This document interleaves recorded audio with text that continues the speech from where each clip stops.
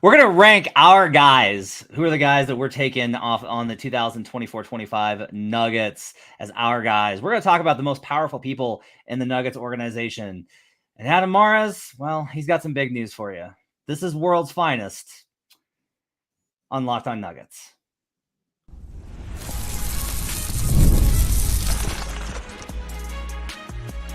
You are Locked On Nuggets, your daily Denver Nuggets podcast. Part of the Locked On Podcast Network, your team every day.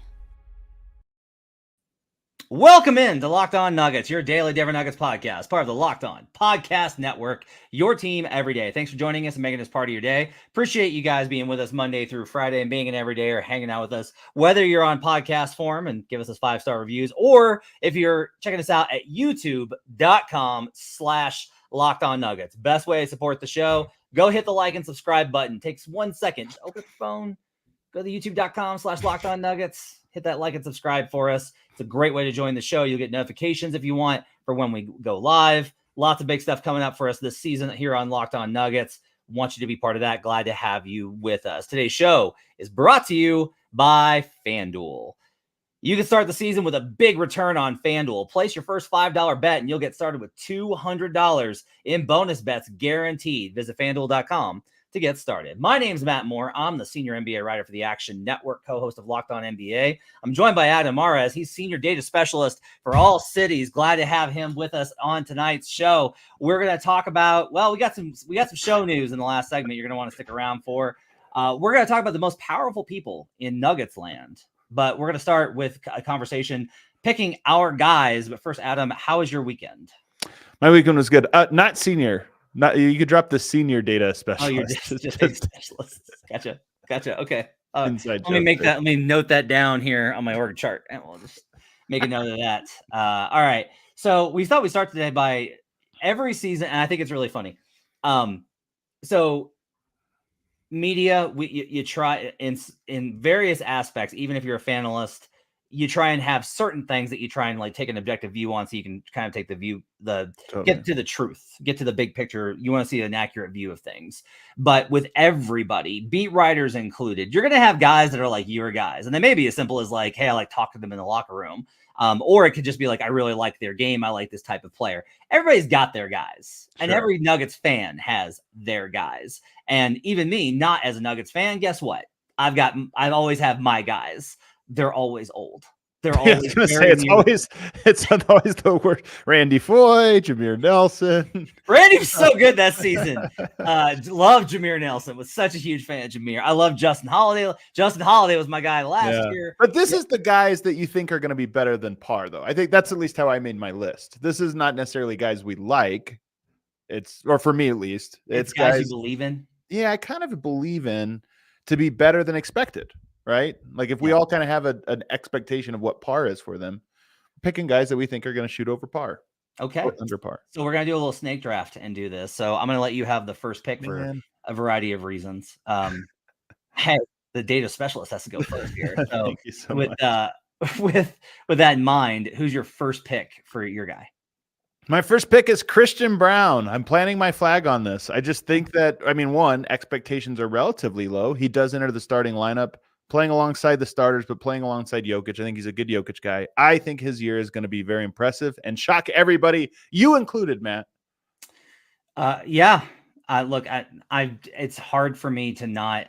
Every time I kind of circle back through the data, I find more stuff to be like, yikes. And then every single time I'm like, I'm going to look like such a moron when Christian's like a most improved candidate player in like January. Because I think Christian's a really good player. I think Christian's a very good player. I think Christian's going to have a long career in this league. I don't think that Christian is any risk. Like there are guys that are like, this could just like fall apart for them. And right. Christian is the opposite of that. And I knew that from basically like the first 2 weeks of his career. I was like, oh, this guy's going to be in the league for 10 years. I think he'll be good this year though. I think he's going to actually like impress this year. That's my big take prediction. What gives you confidence in that take? Playing with the starters. Like if you just play with the starters, if you've spent your whole career playing opposite the starters and then you move to play with the starters, you make a big bump. He's a guy that doesn't like, again, this is relative expectation. What's expectation for him? 8 points, 30, 34%, 35% 3-point shooting. I just think he's going to be a lot better than that. And then defensively, I think I think he's going to be very good defensively. So I think he's going to have a good year. Okay, mine right off the top, my first pick is going to be Peyton Watson. Man, Peyton Watson. So I was reluctant on Peyton, and that this follows very much like this is a typical Matt thing to be like, I don't know, I think you guys are getting all excited about nothing, and then like he shows some real flashes, and then I'm like, you know who's really good? Is this guy? So like Swipa is gonna listen to this and be just like, you jerk, because Swipa was like Peyton is definably Swipa's guy, but I'm gonna take him for this exercise. I loved what I saw from Peyton last year. I loved, especially on the offensive end, because that was my concern. Is I do kind of take the defense for granted in that I'm like, he's gonna block shots, he's gonna be a pest, he's gonna be a guy that can match up with multiple positions. He's got great length, he's got great timing, he's got great instincts, he's got great hustle. But Peyton really showed to me that he's got the potential to grow into a 3-level scorer, that I can see him improving as a finisher, that I can see him improving as a pull-up shooter, both off of catch and shoot, off of pin downs, and a little bit out of the pick and roll. And creation was so much better than I expected. He's already starting to make some of those reads. And as he gets more comfortable and the game slows down for him even more, I think he's really going to benefit. I think he's going to benefit sneakily from playing with Russ. I think he's going to learn a lot from playing with Russell Westbrook. I think he's going to learn a lot this season. I think that he's going to benefit from that. I genuinely think that Peyton Watson has all-star type potential down the line. And you think it starts this year? And as such, I think it starts this year. And so I'm going to take Peyton Watson as my guy for 2025. I hope you're right, man, because I would love for you to win this draft. Like, I would love for us to be able to revisit this, down the road. The next guy for me is Michael Porter. I'm taking him. Again, a lot of this is I think guys are going to be great. Like, I think Yoke's going to be great, but what's the expectation? That he's going to be great. Michael Porter, to me, my hope is that he spends some time playing with the bench alongside of Russell Westbrook and gets to expand his, spread his wings a little bit, expand his game. I'm not super confident about it, but I do think it happens. Look, if he's healthy, knock on wood, he just spent the last year healthy. If he's healthy for another year, that's huge. I know he's been working hard all summer, so I'm taking him. Sorry, my internet glitched. What was your name there? Michael Porter. Okay, Michael Porter. All right. I am going to take. This gets tough. I'm going to take. I think it's really tough after 3 because I think those 3 guys to me. Oh yeah, feels like a chance. Bigger roles, whatever. Well, I do want to ask you this real quick. Where would Deron Holmes have been on your list? Man, that's a good question. It's too hard for a rookie, so I probably would have been a little bit lower, but of the young guys, he would have been my top pick. Okay. I will go ahead and I will take Julian Strother. Now I can't believe we are doing the thing where we take all the young guys. So you're building a team of young guys. I'm building a team of young guys. So I like Julian's upside here. Julian had a little bit of pop in November, and then he got kind of bogged down. It was more basketball he's ever played, and he got hurt. And there's really no kind of indication that Julian's not an NBA player. There's really no sort of indication that Julian can't play. It's more a matter of Julian wasn't ready for where the Nuggets were last year. So from that perspective, I think Julian can bring a lot to the table. I also just think I do think that the 3-point stuff is going to be a challenge. I think there's going to be it may not be early, it may not be late, it may not be for the entire season. I think there'll be a point where it's where Malone's going to be I've got to make some decisions to try and get some more shooting on the floor. And Julian, I think, is a really easy option to go ahead and put in there. There's always questions about whether young guys can shoot or not, but I have a lot of confidence that Julian Strother is going to be a quality shooter in the league. So from all those perspectives combined, I will go ahead and take Julian Strother. He would have been lower on my list, in part because I think everybody expects him to have a really big year. And I'm just not so sure. I think it'll be up and down. I think he'll have the great moments. For me, the next one is tough. All these guys, we're past the limit of guys that I actually think are going to outperform expectations. So now we're just taking lottery tickets. But I'm going to go Dario Saric.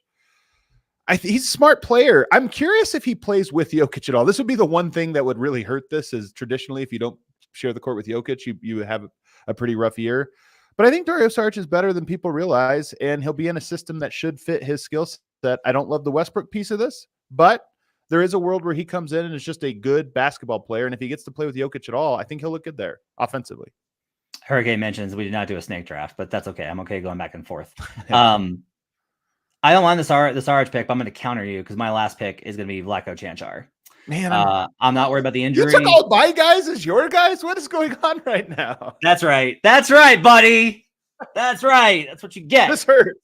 That's what you get. All right. So I actually genuinely think that Vlatko, I know Vlatko can play 4. I have confidence Vlatko can play limited time at the 5 when Saric is inevitably banged up and needs to sit out a game. I think he can play next to DJ. I think he can play well with Russ. I think his ability to space the floor, smart passing, all of those types of things. Vlatko and Russ, I'm a little bit intrigued by as a combination. Like fear the Russ thing could go sideways by Christmas. But if it doesn't, I actually think that him and Vlatko fit pretty well together. I know him and Jokic can play together. He's been around. He's been pushed into a role. He has actually done pretty well. And the injury was obviously disappointing. We'll see what that looks like. But I'm no longer as afraid of those injuries as I used to be. So I'm going to go ahead and I'm going to take Vlatko Cancar as my last pick. On the other side, we're going to talk about the most powerful people in the Nuggets organization. They added some new folks. So we're going to talk about who are the most powerful people in Nuggets land. That'll be our conversation up next here on Locked On Nuggets.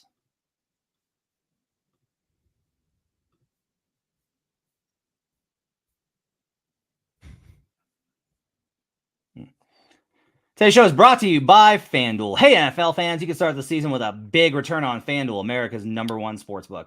So when you get a hunch in the middle of the game, you can check out the latest stats, view live play-by-play, and so much more on the same page where you place your bets. Are you nervous, Matt?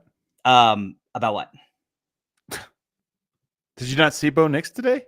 So I bet the Buccaneers when the line first opened last weekend at 7.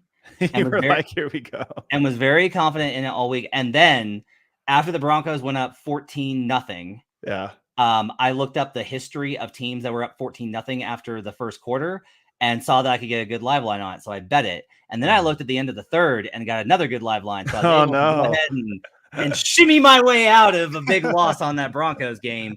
I did, however, lose. I had the Falcons plus 4.5 versus some random team on Sunday night. But fun times at FanDuel. You'll get started with $200 in bonus bets guaranteed when you place your first $5 bet. That's at FanDuel.com. We'll be right back on Locked On Nuggets.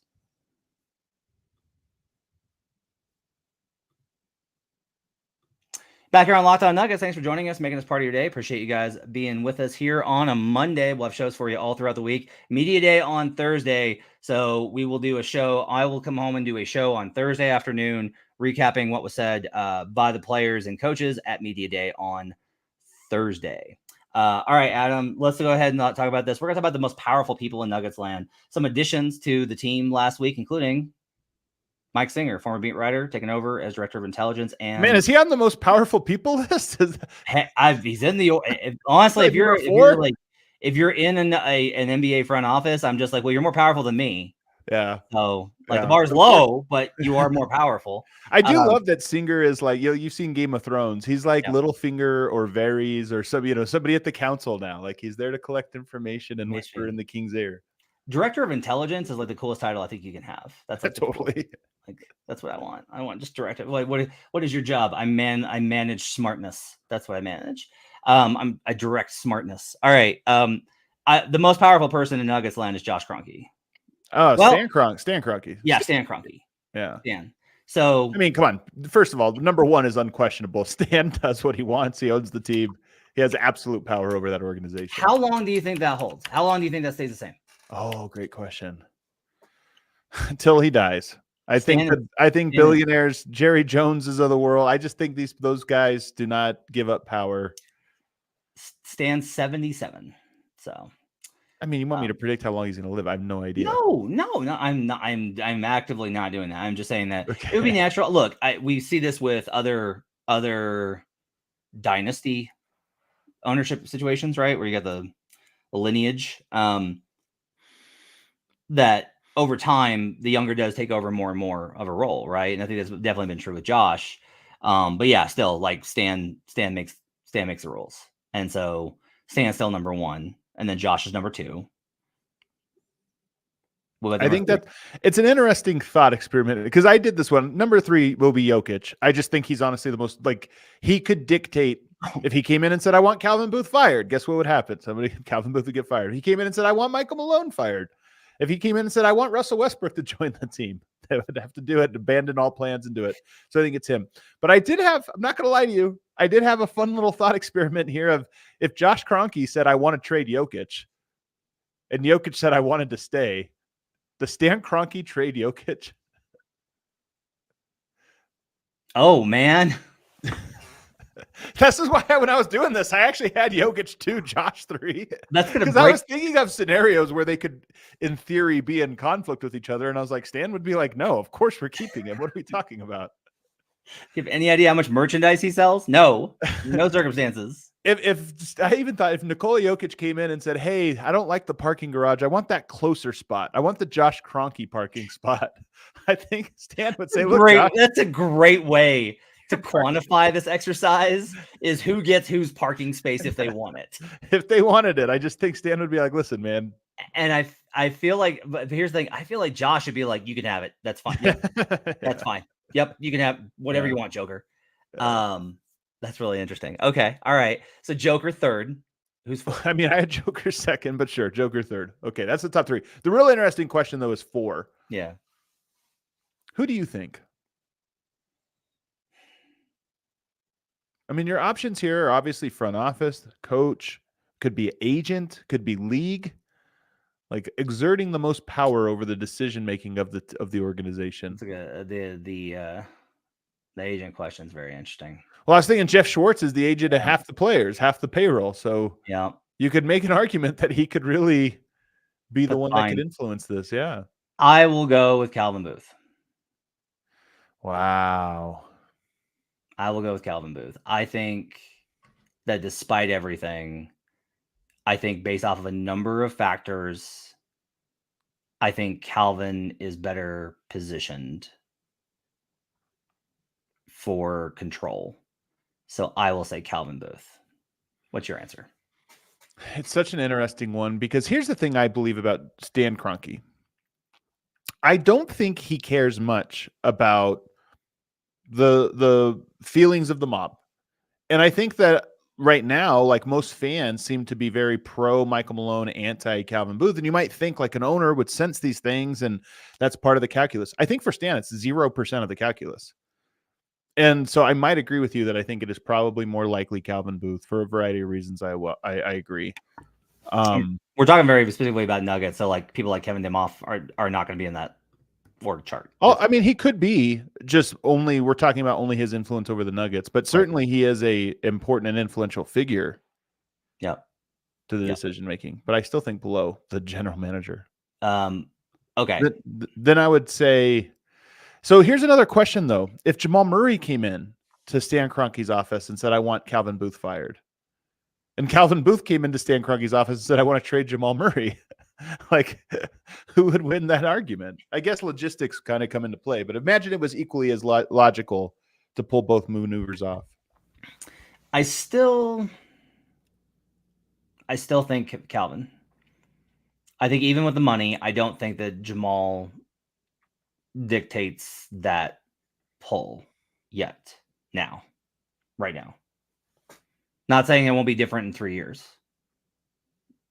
The players have so much power because the money's guaranteed, right? Mm-hmm. And I actually kind of think that here's the irony. I think Jamal being under contract actually lessens it a little bit, right? When you have the ability to express that leverage, you're very powerful.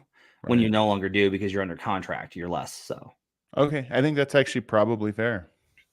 Where does Malone fit on this chart for you? In years past, I think higher. In this very year, going into what's basically a contract year for him now, I think probably lower. I think he probably finds himself in a moment of like you need to win, and then you can climb up that chart a couple more spots and get yourself a nice little extension. But anything short of that, and you might be gone, which means you have very little and limited power. So I think you have him in the right spot as coming up next. Yeah, I would probably have him. I definitely would have him next. I don't think like Aaron is above him. I mean, him and Schwartz is an interesting one to kind of think about given the impact of. I mean, Jeff Schwartz, again, I don't think he does these types of things. I don't think he comes and does it. But if he did say, I want Michael Malone fired, the only way I'm going to agree to this max contract extension for Jamal Murray is if you fire Michael Malone. Probably not. Yeah, I mean, all of the key elements of the Nuggets, Jeff Schwartz, besides Aaron Gordon, like it's pretty powerful. Okay, what do you think that this kind of says? What do you think that our discussion of this chart kind of says? what it really tells me is that what I think when I think about these things is that one, Jokic obviously wields an enormous amount of power, but also I just think Stan Kroenke wields and carries more power and decision making than a lot of owners. Like Mickey Arison in the Miami Heat, I think he and Pat Riley has an enormous amount of power there. Like there would be no question. We'd be like, okay, Mickey Arison owner, then Pat Riley number 2, and then Eric Spoelstra number 3. Like you would go through that order. Here, I think Stan Kroenke ultimately decides what he wants with this team. And he takes advice, and I think he can be shrewd about this or that. But I think more so than most, he is the decider on major things like that. And he'll do what he feels is best or what he just wants to do with the team. Yeah, I think there are owners that are much more like they want to hear from that, like they'll okay decisions that other people make. Right. And there are certain decisions that Stan makes because that's what Stan wants. Well, and that difference, I think, is kind of key. Yeah. So that's kind of interesting to kind of think about. All right.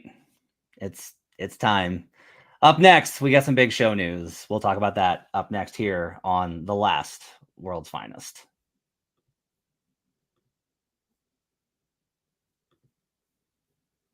Passion, drive, and patience. The formula for winning championships is also what keeps your ride or die alive. eBay Motors has everything you need to maintain your vehicle and level it up to peak performance. Superchargers, roof racks, exhaust kits, LED headlights, and more. Whether you're into speed, power, or style, eBay Motors has you covered. With over 122 million parts for your number one ride or die, you'll always find exactly what you're looking for. And with eBay Guaranteed Fit, your parts guaranteed to fit your ride every time or your money back.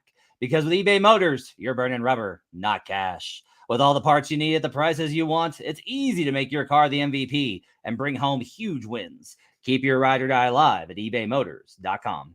Eligible items only. Exclusions apply. eBay Guaranteed Fit only available to U.S. customers. We'll be right back on Locked On Nuggets.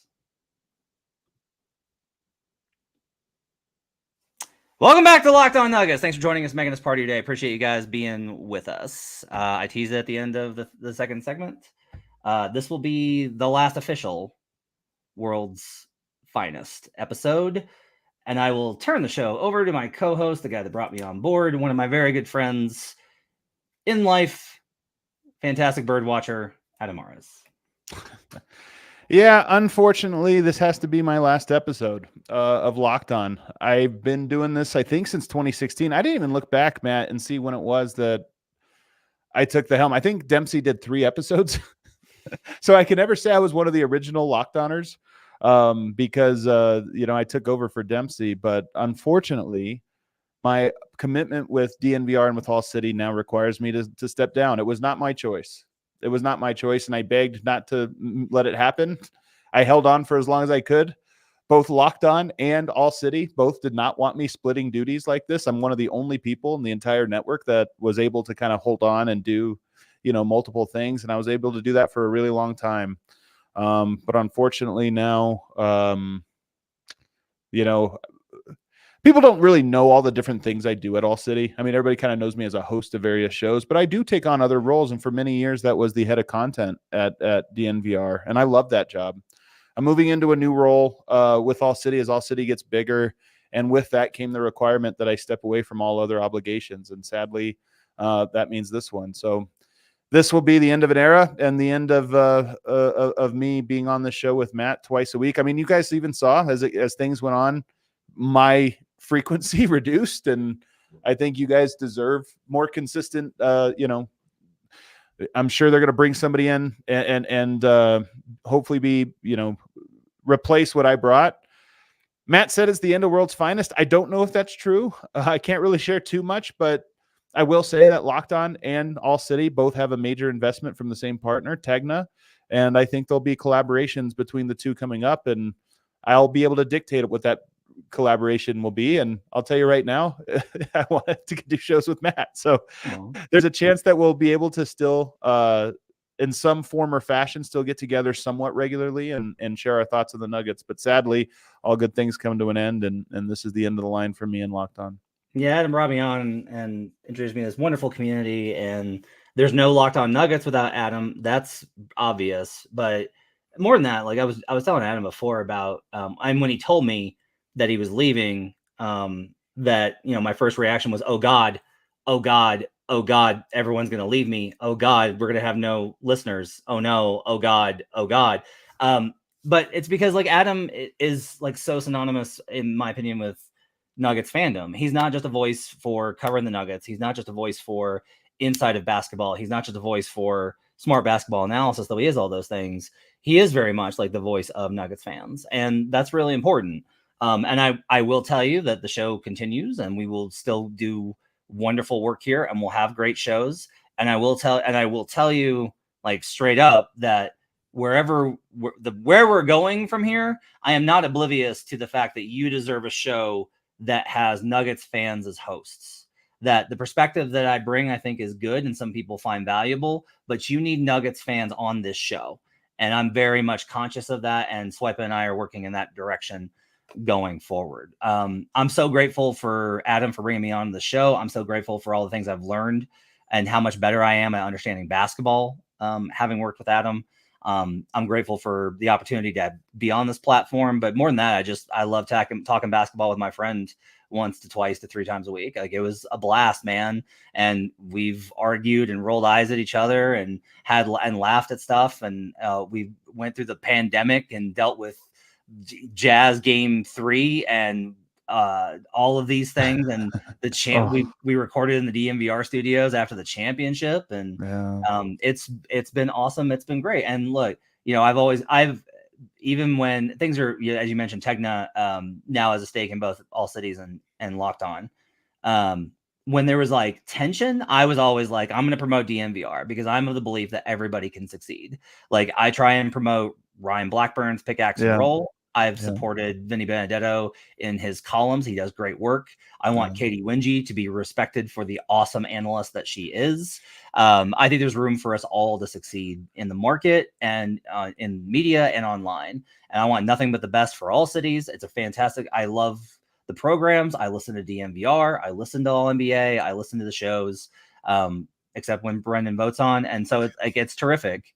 And I'm just, I just really want to tell you thank you for bringing me into the show and for everything. More importantly, I want to thank you for what you've given Nuggets fans on this show during your time. I appreciate that a lot, man. I mean, this, man, I do give a lot to this. I do enjoy it a lot. People will laugh sometimes. They'll be like, damn, I'm watching Adam for like the 5th straight hour today, through the various pods. It is a lot. And there's a part of me that obviously will be excited to cut out like a small part of my time, like, to give my time back. But I love this show. I love the Locked On Network has been incredible. It's been very good to me. David Locke has been very good to me. If you think back, I made it in this industry because of Denver Stiffs and because of Locked On. Those were my opportunities and my avenues into this as a real job. And I'm very proud that I got to grow them. This podcast is different than the DNVR one intentionally. And I've always been very cognizant to be a different type of person, access a different part of my personality when I'm on here. I hear all the time whenever I'm going somewhere, no matter what people say, they're always saying, I love you. I love DNVR and I love you and Matt on Locked On. And it's always that. So not necessarily always in that order. A lot of time I love the dynamic you and Matt have. It's just so great. Sometimes Matt and I will be fighting for real on the show and I'll be in a bad mood about it. And I'll go to the arena and people are like, that was so great. Such a great show. That was so great. When you guys were like mad at each other, it was incredible. And, I'll miss it a lot. And that's why I said, I hope that I won't miss it because we'll be able to continue it in some form or fashion. But I really love this show. This whole industry has been great to me. This whole experience has been great to me. And this is like Denver Stiffs. When I left, it was a really emotional thing for me. And I knew how exciting DNVR was about to be because I had something there.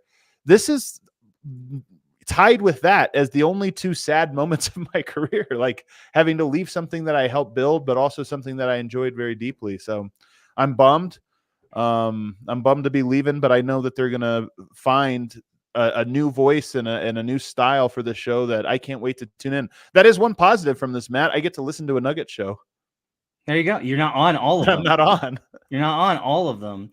The unfortunate part is that now you're gonna have to deal with I'm not gonna talk to you. So there were things where I'd be like, I'm gonna text Adam and I'd be like, no, I'll just tell him when I talk to him on the show. So now you're just gonna have to deal. Like I'm just gonna send you voice memos that are basically podcasts after the games of just me with all the stuff that I can't report on about this guy in the locker room. Let me So I'm gonna catch all that. I do hope, and again, I know how popular Adam is, and again, one other thing, like you should listen to DMVR, like you should listen to WNBA, like you should listen to those shows. Those shows will make you smarter. Those shows will make you a better Nuggets fan, and they'll make you they'll bring joy, because those shows really, I think, are great at the energy that they provide. I do, this show will be different, but we're going to find ways to evolve too. And that happens with every media thing I've ever been a part of, that people come and people leave, and it's an opportunity to grow and change.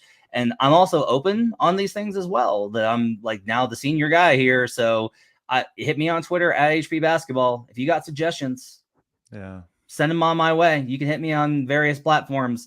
I do want to hear from you. I want to know what you want out of the show. And, we'll try and provide that, because I still intend on making this the best Nuggets podcast that I can. It'll just now be the best Nuggets podcast that I can without Adam. That's the bar, is because the best Nuggets podcast I can make is with Adam Mares, because he's Mr. Nugget. I didn't want to leave. Like I said, man, I didn't want to, but all good things come to an end. Hurricane had a question, and I thought it was a good one. He wants to know what you think is your best and worst take that you've given on the show. Best take is obvious. I mean, this is my life. I'll go my entire life. I'll never have a better one. That Jokic is for real an incredible player. So I can't top that one. Worst take, man. What has been my biggest miss as a take? I don't know. I'm sure I've had some pretty big ones. I'd have to really think, man. I don't know the spot. What do you tell me, Matt? You've seen my takes over the years. People also have to remember that I forget very easily. Someone says Pickett. No, Pickett was a second round pick, guys. Come on. No, you did. You have had, I think, subsequent seasons of this is going to be the Zeke Naji year. Are you? Oh, almost made it into my list of our guys. I thought you were going to say most powerful people in the Nuggets organization. No, I definitely looked at Zeke Naji's name and I was like, you know what? But no, yeah, I don't know. It's really tough, man. Not really appreciating tough. Randy Foye. That would be. Yeah, maybe Jameer. I remember being upset with Jameer Nelson. It's probably the take was probably the idea that Moutier needed to play more. Because I remember that early years with Jameer Nelson and being a little frustrated with some of the minutes. In hindsight, it was like, just let him play with Jokic. Like, it's really Jokic's training that was the only thing that mattered at that stage, right? So it's kind of funny to think back on. Yeah. Okay. Well, that's going to do it for Locked On Nuggets. This is not the last world. I should have said this is the last World's Finest on this show in this format. But we hope to continue World's Finest somewhere down the line. I'll also quickly just shout out Swipa as well for being on. He's not on this episode, obviously, this farewell one, but shout out to him. We brought him on to really complete the show and stuff that we did, and I really appreciate everything he's given to the show, and excited to see what he and Matt kind of contribute going forward. So I just wanted to get that one in there as well as kind of a thank you. Yeah, you can catch Swipe and Gripe on Friday. Yeah, that's going to do it for Locked On Nuggets. Make sure to check out DMVR in all cities for all of Adam's stuff. You can catch me tomorrow. I'll be here. We'll have a solo show tomorrow and break down some of the latest news, give you my thoughts on some of the other things going around the Nuggets universe. We'll talk about that and more tomorrow. Thanks for joining us on Locked On Nuggets.